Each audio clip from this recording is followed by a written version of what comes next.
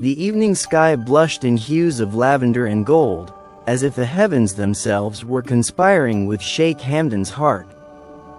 He stood on the royal balcony overlooking the Arabian Gulf, his keffiyeh rustling gently in the breeze, his thoughts consumed by one woman, his heartbeat, his quiet muse. Tonight, there would be no guards, no ceremonies, no titles. Just a man in love, finally ready to confess what had been simmering in his soul for far too long. "Darling, be ready," he whispered into the wind, hoping it would reach her before he did. She wasn't expecting the message. Not this time. Not after weeks of silence, where duty had drowned desire and palace walls had become prison bars. But when her phone lit up with his name and those 3 deliberate words, "Darling, be ready," her heart skipped a rhythm and her lips curled into a knowing smile. She could already picture his intense gaze, the one that always made her forget the world. Something had shifted. She felt it in her bones. This wasn't a mere invitation. It was a declaration. The Rolls-Royce arrived at her door with royal grace, a white rose resting on the seat beside her. Her name was written on the pedals in golden ink. As the car glided through the lit streets of Dubai, she found herself trembling, not from fear, but from the weight of unspoken promises. Every turn brought her closer to him, and to the truth they had both been too proud, too cautious, to admit. She wasn't just meeting a prince tonight. She was meeting the man behind the crown. When she stepped into the royal garden, there he was, no entourage, no lavish robe, just Hamdan, waiting beneath a canopy of stars. The moonlight kissed his features, and for a moment, time surrendered. He took a step toward her, his voice deep and sincere. "I've written poems for the desert winds, whispered verses to the camels of Liwa, but nothing compares to the poetry you write on my soul just by being near." Her breath caught. This wasn't the charming prince the world adored. This was her man, unraveling before her. He reached for her hands, drawing her closer, until the space between them ceased to exist.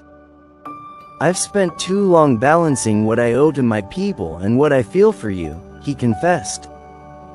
"But a kingdom built on duty means nothing if my heart is barren. I'm not asking for a title or for you to change who you are. I'm asking for your truth, your fire, your chaos. I'm asking for you." His voice cracked on the last word. This was no performance. This was raw, vulnerable, royal honesty. She looked into his eyes, those soulful, stormy eyes that had haunted her dreams. "You've always belonged to the world, Hamdan," she said softly. "But tonight, you're mine." She cupped his face, letting her thumb trace the line of his jaw. "I've waited patiently behind protocol and poetry, hoping one day you'd choose me out loud." He leaned into her touch like a man who'd been starving for centuries. "Then darling," he murmured, "be ready for everything." Fireworks bloomed across the horizon, but neither of them looked away from the other. "My father always said a ruler must choose wisely," he whispered. "And I choose you, not in secret, not behind veils of tradition, but under the eye of the moon and the stars." She felt tears form, not of doubt, but of relief. This love, long forged in silence and shadows, was finally stepping into the light. "I know what this means," he continued, his fingers intertwining with hers. "It won't be easy. The world will talk. The council may object. But I'm not afraid anymore. Let them speak. Let them question. I'll answer with a crown in one hand and your hand in the other." He kissed her knuckles, slow and reverent. Darling, be ready, because I'm about to rewrite everything. They sat beneath the night sky, wrapped in a shared silence that spoke louder than words.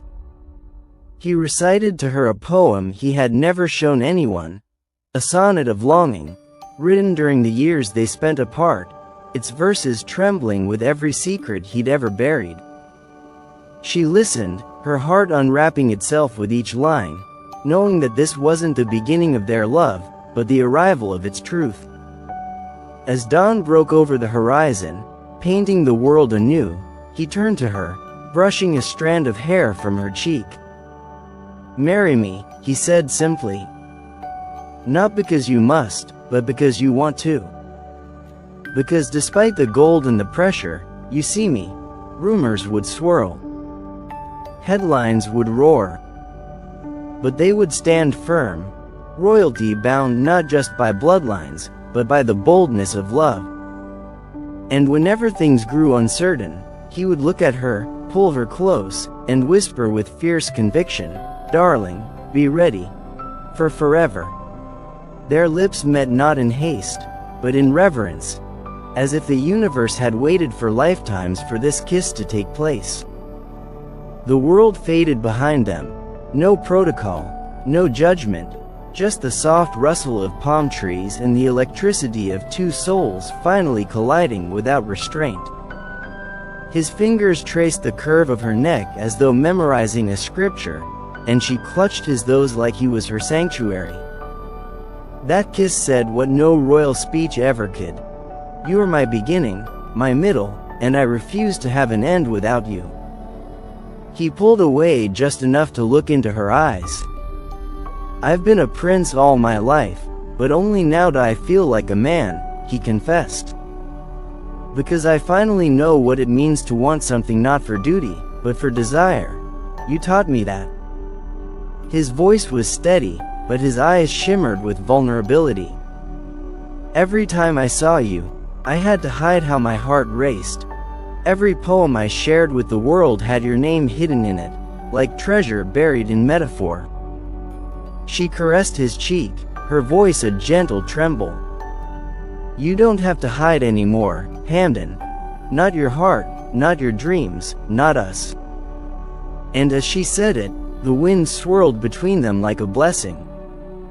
"I fell in love with the man behind the titles," he laughed softly, a sound so rare and intimate it felt like the desert itself paused to listen.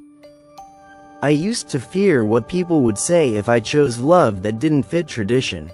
But now I fear only what would happen if I let this moment pass." He held her hand to his chest, over the thunder of his heart. "Feel that? It's yours.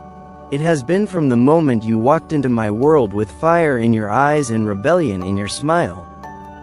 She leaned her head on his shoulder, and he wrapped his arms around her, as if shielding her from a world that would never understand how sacred this love had become. "Darling," he whispered again, "be ready for mornings where you wake up beside me, and I write poems on your back with my fingertips. Be ready for late night rides through the dunes, where I kiss you under a billion stars like the first